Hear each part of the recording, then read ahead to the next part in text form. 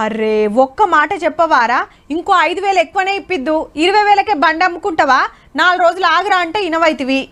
బిడ్డ పెండ్లు కని అద్దెకరం అమ్ముతివి, ఇప్పుడు చూడు పక్క పొలాలకు రేట్లు ఎట్లా పెరిగినాయి. ఏం చేస్తాంరా, ఆపతికి ఎంత వస్తే గంతేనాయే, మన చేతులు ఏముంటుంది చెప్పు.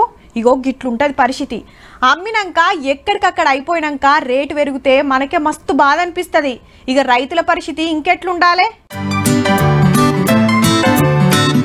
రేటు పెరిగినందుకు సంబురపడాలనో ముందే అమ్ముకున్నందుకు బాధపడాలనో తెలియకుంటుంది జగిత్యాల పసుపు రైతుల పరిస్థితి.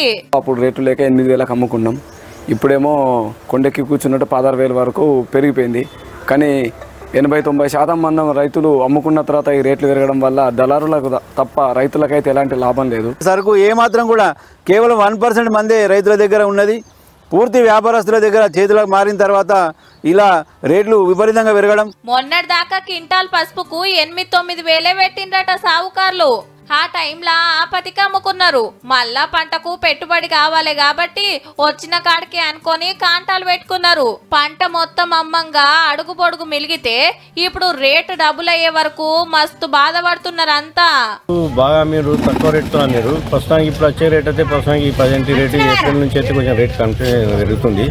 ఇంకా పెరిగే అవకాశం కూడా ఉండొచ్చు. 14,000 నుంచి 13 నుంచి 14,000 పోతుంది.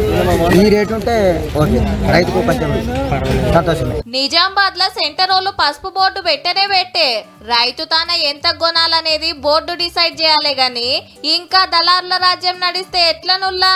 మళ్ళా తాపకు ఇట్లా కాకుండా రైతుకు ఫాయిదా అయ్యేటట్టు చూడుండ్రి సార్లు.